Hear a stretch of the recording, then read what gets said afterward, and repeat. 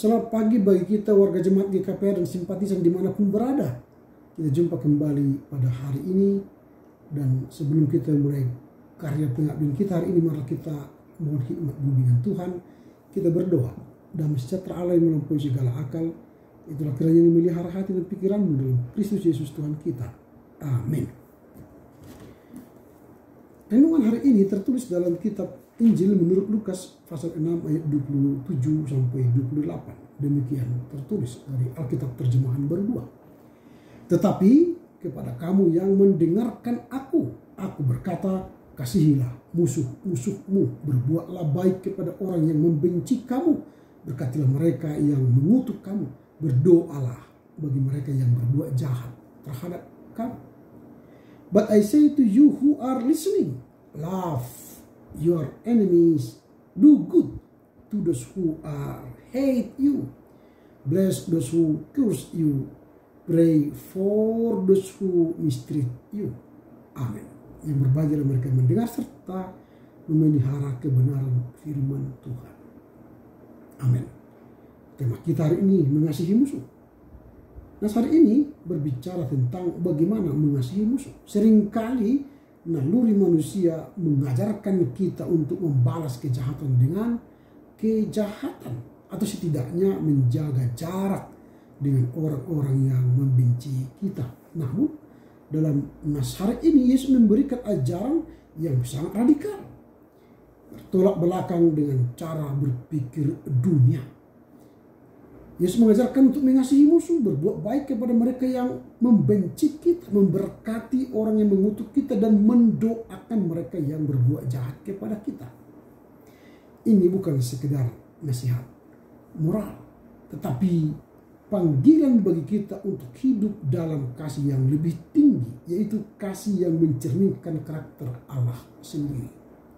Tuhan tidak hanya mengasihi mereka yang baik, tetapi juga orang yang berdosa, memberikan matahari, memberikan hujan bagi semua orang tanpa memandang apakah mereka berbuat baik atau berbuat jahat. Jadi kasih yang diajarkan Yesus bukanlah kasih yang bergantung pada perlakuan orang lain, tetapi kasih yang bersumber dari hati yang telah diperbarui oleh kasih Tuhan.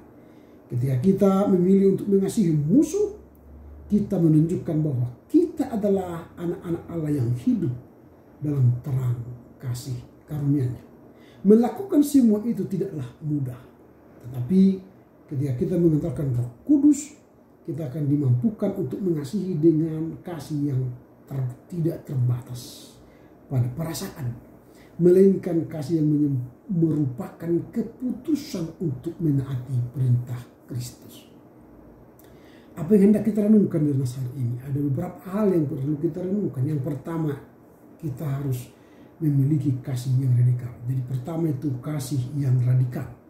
Yesus tidak hanya meminta kita untuk mengasihi mereka dengan mengasihi standar, tapi kita harus mengasihi musuh kita. Ini kasih yang radikal. Mengasihi sesama orang baik itu biasa, tapi mengasihi musuh kita itu di luar kebiasaan. Artinya radikal. Ini adalah bentuk kasih yang tidak tergantung perlakuan orang lain kepada kita. Jadi kalau orang lain menyakiti, membenci, kasih kita tidak tergantung pada perbuatan mereka kepada kita. Tapi karena hati kita sudah diperbuat Tuhan, mengasihi berarti walau kita dibenci, dicemooh, dikutuk, kita harus mengasihi mereka. Itulah radikalnya kasih Kristus itu. Jadi kasih radikal adalah kasih yang melampaui batasan manusia atau batasan norma sosial. Kasih itu bukan sekedar emosi atau respon alami, tetapi perlakuan yang mengambil keputusan dan komitmen untuk apa? Untuk mengasihi tanpa syarat, bukan terhadap mereka yang layak menerima kasih itu, tapi mereka yang tidak layak pun kita harus kasihi mereka. Itu yang pertama. Yang kedua yang perlu kita renungkan dari hari ini, membalas kejahatan dengan kebaikan. Kalau kita membalas kejahatan itu duniawi, tapi membalas kejahatan dengan kebaikan itu hal yang Tuhan inginkan atau hal surgawi. Yesus minta kita untuk berbuat baik kepada mereka yang membenci kita, mereka yang mengutuk kita. Dunia mengajarkan bahwa mereka yang melakukan kejahatan akan dibalas dengan kejahatan, tetapi orang Kristen jangan lakukan itu. Tapi kebaikanlah yang akan menjadi balas ketika orang membenci kita dan mengutuk kita.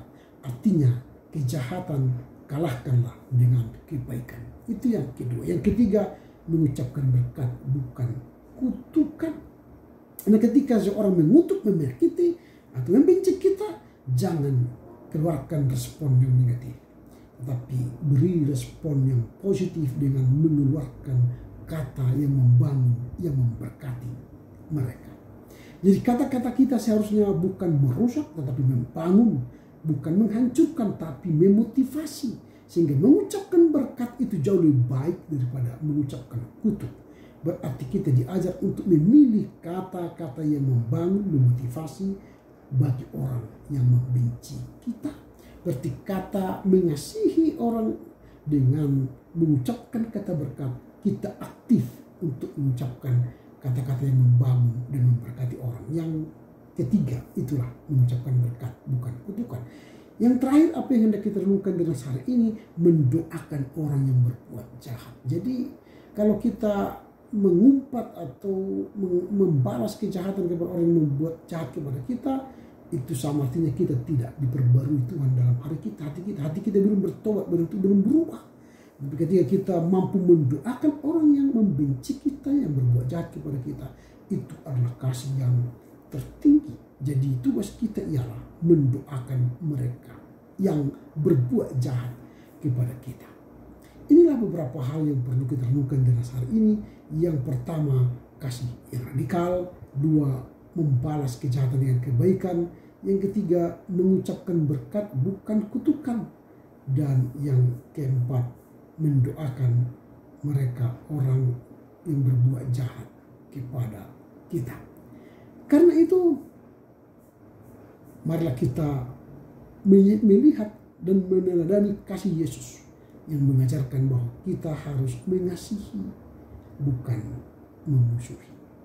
Mengasihi orang yang berbuat jahat kepada kita, berbuat baik kepadanya, mendoakan mereka setiap hari. Amin. Kita berdoa. Terima kasih Bapa, karena firman-Mu hari ini mengajar kami untuk mengasihi musuh. Dari nas hari ini kami diajarkan untuk memiliki kasih yang radikal, yang mengasihi di luar batas-batas dunia. Kami mengasihi dengan cara membalas kejahatan dengan kebaikan. Bahkan kata-kata kami mengucapkan berkat bukan kutukan. Dan kami mendoakan orang yang berbuat jahat kepada kami. Mampukan kami mengerti memahami firman-Mu serta melakukan dalam kehidupan kami sehari-hari. Amin. Selamat berkarya untuk Tuhan. Tuhan Yesus memberkati. Horas.